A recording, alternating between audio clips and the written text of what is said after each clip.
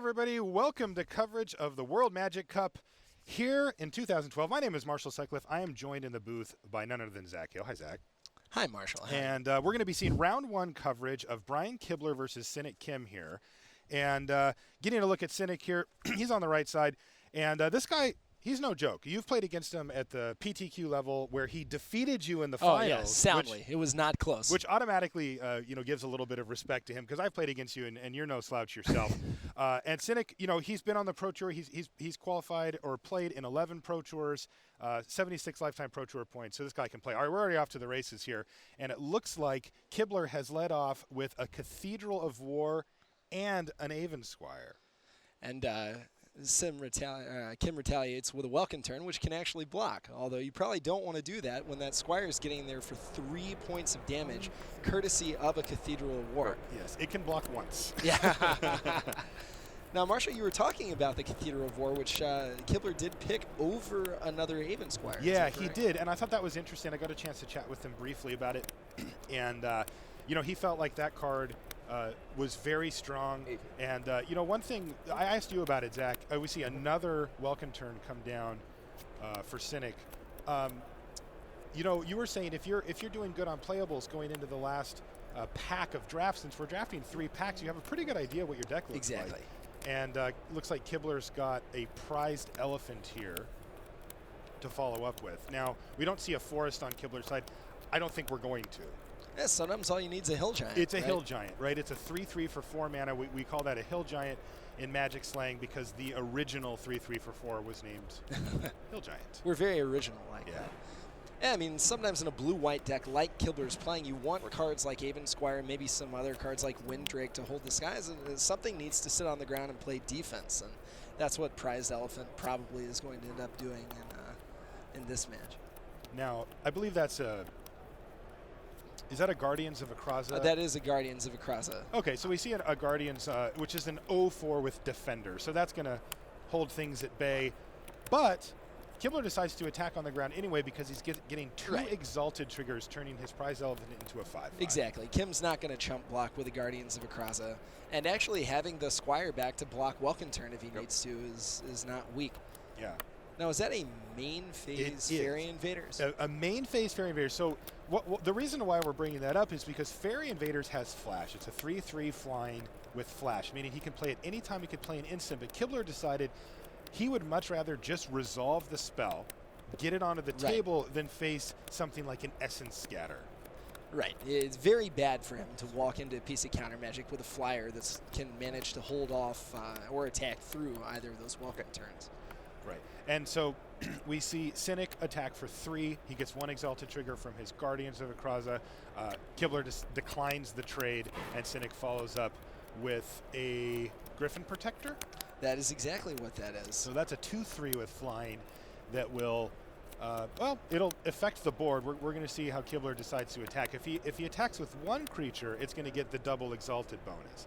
If he attacks with multiple creatures, he can apply pressure in from different sources, but he will forego exalted. Now, you notice Kibler was picking up the Fairy Invaders to attack with it, even though previously he'd attacked with the 3/3 on the ground, and the Fairy Invaders is capable of blocking both Welkin turns. I think he's concerned, actually, about the chump block from Kim right now with the Guardians of Akraza, given that Kim is at a very low 9 life points. Okay, so he's decided at this stage of the game that upping his chance of actually getting in with damage is going to let him race more effectively. Right. Okay. And that way Kim would have to block with either the Welkin turn or the Protector, most likely the turn, but he does opt to take the damage. And we see a Ring of Evos Isle come down. Blue ring. And it's the blue one. There's a cycle of rings in M13. They're equipment that give bonuses to your creature, and also if the creature happens to share a color with the color that the ring represents, they'll get a +1/+1 counter at the beginning of your upkeep. Now, this is the blue one, and it's on a blue creature. And so what he's going to be able to do is grow that Fairy Invaders to a point where chump blocks are the only option for Cynic. And also, he can pay 2 mana to make that thing have hexproof until end of turn, so that it's going to be pretty resilient to removal as Right, well. and as his most potent threat on the board, it's the one that you do want to be protecting. Yeah. Especially given the exalted cards on the board. A card like Divine Verdict, for example, would be a huge blowout right now. And being able to protect it from a card like that is very important. Divine Verdict is an instant that's 3 and a white. It says destroy target attacking or blocking creature, and it costs 4 mana. It's 3 and a white. It's not cheap, but that would take an entire attack step away from Kibler, so now he can effectively play around that. Well, and we're looking at a good old-fashioned race right now, Yeah, so each one of those points of damage is absolutely vital. Yep. See Kim attack with Welkin turn, not Protector, getting in for 3 points of damage courtesy of Exalted and having enough relevant defenders back to block. I think he might be looking to double block the Fairy Invaders right now. The Fairy Invaders, though, oh, that's a Tricks of the Trade. So this is going to give the Fairy Invaders an additional +2/+0 and make it unblockable. That is a lot of damage. So this is going to be, let's see, 4, 5, 6, 7, 8 damage. 8 points of damage because of the Exalted triggers. Yep. Attack Looks step. like Kim is at 9 life right now. Oh, no, evidently not. Kim might have been at 8, so 4, 5, 6, 7, 8. Yeah, and that'll be the game. And looks like Cynic Kim's just going to go ahead and scoop up his cards there. So it looks like Kibler decided when the race was, when he decided to make it a race, and he went for it. So. Yeah, very well-timed Tricks of the Trade from Kibler. Yeah, he was able to use it almost as a sorcery. Right. So it looks like. So Kim's going to have to decide how to sideboard here. Exactly. F&M. You can play Magic at a store near you every Friday. Earn Planeswalker points and battle against your friends in Friday Night Magic. This month's F&M promo card is Avacyn's Pilgrim.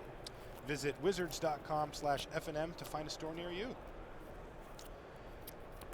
So it's interesting because, looking at Kim's deck, it doesn't seem like a horrible matchup. He has flyers. He has things that can get in the way of Kibler's threats, but Kibler's threats were just bigger. Well, if you look at Kim's deck, he had in his hand a Vedalken and Transfer, which he's clearly not using for the milling ability. He has Guardians of Akrasa. What he wants to do is drop a big threat or a big blocker on the ground, really play defense, gum up his opponent's ability to attack through, and then hit with a few flyers in the air. You saw both Welkin turns. You saw Griffin Protector. So his deck has a plan. The problem is those high toughness creatures on the ground are not what you want against Kibler's flyers, especially against cards like Tricks from the Trade as well. Okay. Yeah, and I think this is going to be a tough matchup because for Cynic. Hey, we're back in the booth. I'm Marshall Sutcliffe. You look familiar. Is Zac Hill, yeah. And we're just talking about the sideboard here. So this is actually a tough matchup from Cynic's side, in my opinion, because, like you said, he's trying to gum up the ground. Right. And Kibler doesn't really care about Kibler's the ground. not interested in interacting on that axis. His only ground creature that we saw that was relevant that game was Prized Elephant, which was getting so big from Exalted that he could get through those ground defenders anyway. Because oftentimes you can play something on the ground that has 4 toughness, and it will effectively gum up the ground all for at of least your a few opponent's turns. 2/2s for 2, their 2/3s for 3, their 3/3s for 3 and 4. It deals with all of those while you attack for 2 in the air with Welkin turn.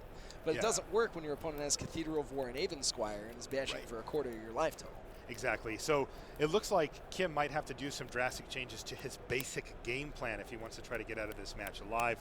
Sometimes you don't have enough cards to make that happen, and he's just going to have to say, well, I hope I get there, and that doesn't happen again. I certainly think that the Guardians of Akrasa is probably still good enough, right? The Exalted is actually really huge in this matchup when you have a lot of the same creatures on both sides of the table. Yeah. I feel like Vedalken and Trancer is a very, very expensive horn turtle that you probably don't want in your deck anyway in this matchup. I mean, how are you really going to mill them out with this much evasion with cards like Tricks from the Trade? I think not. I think once he saw that Kibler's on an evasive Exalted plan, like that's where Vedalken and Trancer loses most of its luster. It's a 1/4 for 4 mana, which does a lot of duty against some decks, just not a deck like Kibler's. Yeah, and not in a matchup that's is this much about speed and tempo as a blue-white mirror. And so, so we're gonna have to see if Cynic can make some adjustments to his deck to try to improve his standing in this matchup. It could be rough. might be rough. But Yeah. then again, being on the play is very important. That's a huge one, and we haven't seen much of Cynic's deck. No, that's true. That could be in his 2 defensive ground guys, and everything else he has is flying and aggressive. Oh yeah, and it wasn't it wasn't a complete blowout match. No. I mean, the double turn, the 2-3 were very substantial threats. Just Sure. the ring and the tricks of the trade made that Fairy Invaders just too big for Kim to mount a defense. Yeah. Okay. All right, looks like we're ready to head back down to the feature match area to check out Game 2. But they're not quite ready to play. I got a little jumpy there, but it looks like we're still resolving mulligans down there. I think that a lot of times when you have these two matchups, right? When you've got blue-white versus blue-white, some amount of exalted, some amount of exalted, who has the bigger thing first often becomes a critical factor. Well, and something else we saw is knowing when to chump block. Like a lot of the time you just have to use a card as a life gain spell, because you cannot be behind in the race. And we noticed that Kibler recognized that. Right. And didn't allow that to happen. Exactly. Yeah. All right. All right, so it looks like we're ready to go down in the feature match area once again here. I see Kibler had a negate in his hand as well as an Odric. That negate may have been a sideboard card. A lot of the time you want it for a very key removal spell, or even something like an unsummon that your opponent's using to get a blocker out of the way and clear the way for an attack. So. All right, so we're going to see Cynic lead off with an island and Kibler with a plains. Pretty standard opener for both of these decks. Right. Kibler's got to want to play Cathedral of War on turn 1, but sometimes can't always be that lucky. Yeah, but the nice thing about Cathedral is that you can play it once you have the ability to attack, which is pretty significant. All right, so completely. an Evolving Wilds for Kim, we're going to get a chance to see if he has any splashes here or if he's just using it to smooth out his mana base. That is a Courtly Provocateur. Interesting card. It is a very interesting card. It's narrow. Sometimes you have to have the advantage on the board to make the card do anything. Because if you don't, your opponent's going to want to attack you anyway, and you aren't going to be able to use the ability to force them to block your creatures. Exactly. In a blue-white mirror, it's got to be tremendously powerful, though, because it's very hard to remove, and you can start picking off some of those smaller creatures the second that they try and play defense. It's also very good in concert with Exalted. Okay. So, that's good. So what we see here is that Kim does have one mountain here. So he could have some. We don't see any red cards in his hand, but we have to be aware of this. And it does seem like he kept in Vedalken and Trancer. He did, yeah. And he might just not have anything he can bother siding out for it. So it's in there, and we see Odric come down on Kibler's side. Now, Odric Master Tactician is a rare, and he's a doozy. Oh, he is not a weak card. He is not a weak card. Imagination. You and I were chatting the other night, Zach, about kind of a philosophy that you had when you guys were putting this set together in a card that is good and can get better. Right, exactly. If you have Odric in any, in just a generic deck, eventually the card is going to be able to turn on. You're going to be able to wreck your opponent by controlling his combat. But obviously with cards like Captain's Call, or some of the token generation in the set Attended Knight, you can turn that ability on much quicker. Yeah. And it becomes much more devastating. Yeah. The earlier you're able to get it online. All right, so we see Kibler decided to force the Vedalken and Trancer to attack. He declined to block, I think. I saw a life total change. I believe he's at 19. Sure, right, rather than sitting there and getting milled out. It's possible even also just so that Odric can attack. Oh, yeah, sure. Now, as it turns because he's not going to want to block with the Serra Angel, very likely. Well, even then, the Serra Angel wasn't on the board yet. Oh, sure. So his first main phase, so Kibler's like, let's get that thing out of the way. But Cynic followed up with a Serra Angel, 4/4 Vigilance Flying, one of the most iconic cards in the game. And it still does work after all these years. Now, interesting, in Kibler's hand, we see Switcheroo. We were talking about how dominant the Courtly Provocateur could be, but when you have all the big creatures, obviously giving your opponent a 1/1 is much less powerful than it would be. Taking Kim's Serra Angel and attacking for 3 with Odric. Yep. Go ahead. He also tapped it, targeting it itself, so that it was a tapped creature. That's very cute. That's very adorable. Is that a red card? I do believe that we see a red card. I believe that is a Rummaging Goblin. Oh, one of my favorite cards in this set. Looting is one of my favorite things to do, and this is not quite looting, but it's close. We call it rummaging. Yeah, rummaging. Yeah, it's like looting. Now, it's possible that Kim's deck just got out on a really fast finish in game one, because this looks like an altogether different deck from his side of the table right now. It's completely different. His hand right now is Rummaging Goblin, Sleep, Archaeomancer, Plains. Like, this is a grindy, you know, kind of a slow you down. Let's just take some time here and then eventually beat you. So, yeah, well, exactly. I mean, in Rummaging, like a splashed Rummaging Goblin. Yeah, suggests that's to me a lot that of you're respect looking for the old, long game. Yeah, that's a lot of respect for old Rummaging Goblin. I mean, sometimes, you know, if you plan on the game taking 20, 21 turns, you're going to be able to generate, you know, to iterate that advantage over and over. Yeah, it looks like Rummaging Goblin was the play of choice also. Right. For Cynic, and Kibler says go to attacks, and he says sure.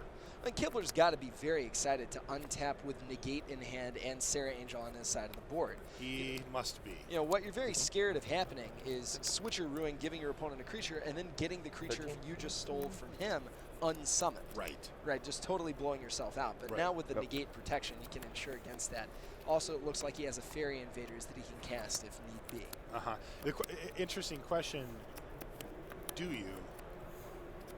Like, if he wants to protect his threats from Negate, he can't cast Fairy Invaders and keep Negate mana up currently, so do you just stay patient and wait, or do you just run it out there? It depends. I mean, I feel like you're in a dominant enough position right now that you're kind of just okay with your board. You can just play your next land and cast Fairy Invaders next turn. It does kind of feel like that. I mean you don't want to give him a chance to come back. Cynic does have a Rummaging Goblin, which looks like he's activating right now. He's going to throw away a Plains and draw a card. And was it a Wind Drake? It was a Wind Drake. Okay, so a 2/2 flying for 3 mana. So he can contribute that to the board. Is his game plan right now keep casting creature after creature after creature and then sleep his opponent? I think that's what he's definitely looking to do. I mean, sleep buys you a ton of time, assuming it can resolve. You have Archaeomancer for the sleep. To get it back. So you can sleep him, attack for 5 points of damage with what's on the board. Ooh, Kibler did decide to just run out the Fairy Invaders, and it does resolve, and there was nothing else, so he gets to untap again with the Negate. And again, very good position for Kibler to be in, assuming Kim doesn't start, you know, sleeping turn after turn after turn. Which it seems like the game plan. Now, if the first sleep gets negated, that should pretty much close the door on this match, right? Oh, yeah. Like, and Kibler cast the Fairy Invaders just to put Kim on a 2-turn clock. Right. So the Negate gets extra value that way because you're making your opponent do something the very next turn. Yep. Oh, interesting. So Kibler says, I will unsummon my Courtly Provocateur. So the exact opposite of what we were talking about, Kibler trying to stop from the other side of the table. Yep. So now, and he looks like he's just going to recast it. Now, this is a key sequence because there's two things at play. The first one is Kibler still has Negate mana up after that sequence. Go. So he can protect his guys. He can do quite a bit of things. All right, so we're going to see a mill activation. But the other key here is that now he has 3 other attackers. So if he attacks with Odric, Master Tactician, and his other 3 creatures, he gets to decide if and how his opponent blocks. And the big one is if. Yeah, exactly, especially when Kim's at 6. Yeah, the effect of it in a board state like this is that Kibler can make all of his guys unblockable. Right. And that's all you need to do. Interestingly, Kibler did not attack with Odric last turn. Do we know what that is? He's got a 1/4, so. Well, but he. Oh, that's right. Yeah. The playtest version of Odric originally had if he and 2 other creatures attack. Yeah. So I thought it was turned on, but no, it turns out that's not how that card works. Yeah, he needs 3 now, but now he's got to 3 because he cast the Provocateur. Yeah, able to get the Provocateur back with again an ability to hold Negate mana up. Very bad position. This is a tough spot for Kim. Now, from his perspective, things look okay because he's got Sleep, and Sleep ostensibly buys him a lot of time here, but the Negate is really going to shut the door on that. Oh, and you see him setting up the play right now, just has no idea what's about to happen. And that is going to get snap negated. Negate says counter target non-creature spell. One more. A little bit of math from Cynic here. He's left himself up mana for a Searing Spear. That is exactly right. Now he doesn't have a Searing Spear, but this is a card that Kibler could think about. The downside is that Kibler just attacks with all of his guys anyway. Right. Because once he does, the trigger goes on for Odric, and it's going to happen whether those guys are around after that or not. Right. I mean, it does. Yeah. I mean, it lets him dodge Fairy Invaders, but yeah, you can just choose not to let Kim block. Yep. Exactly. So it looks like Kibler has this game fairly locked up and probably sees the line from right here. It looks like Cynic is being diligent here, doing the math, making sure that he's fully aware of everything. In a tournament as high stakes as this one, you want to make sure you understand what's going on. Every time. Every single time. What's more embarrassing than, quote unquote, not realizing the game is over is thinking that it is when it isn't. Yes. So. Yeah, that's very true. You can tell from, and they shake hands. That's a game. All Kibler needs to do is attack with all of his creatures, and it's elementary from there. So we have Kibler defeating Cynic Kim 2-0. I also have a quick update from one of the other tables. Niv Shmuley and Carrie Oliver. Niv has defeated Carrie 2-0 as well with, I'm told, a bunch of flyers. Really? Yes. It seems like a common theme in the feature match area. Yeah, well, it turns out flyers are good. Weirdly. Not letting your opponent block is powerful. Yes. I would have never guessed that. Yeah. Hey, that's why you work in R&D, buddy. Fresh eyes. So Kibler's able to use some pretty powerful spells there to dispatch Cynic. Well, in a pretty decisive match, too. I mean, Kim was really in the back seat the entire time. He really was. I mean, obviously, there's only so much you can do about Odric Master Tactician, but Switcheroo performing almost exactly a mind control that game with the Courtly Provocateur he gave to Kim getting unsummoned. So, I mean, he had far more power on the table. Yep. Able to begin the game before Kim ended anything. Hey, welcome back to the booth. I am Marshall Sutcliffe. This is Zac Hill. So yeah, we just saw a pretty sweet match. This is a good one, I think, to show off some of the archetypes that we're going to be seeing. Now, they both happen to be basically on the same archetype. A little different version of it. Kibler's deck was more aggressive. Cynic's wasn't. But yeah, I think that we're going to be seeing a pretty wide swath. There's a lot of viable archetypes in M13, and I'm pretty excited to see that. Okay, so what we're going to do now is we're going to send it back over to the news desk, and then we're going to have round 2 after that. So for now, to the news desk.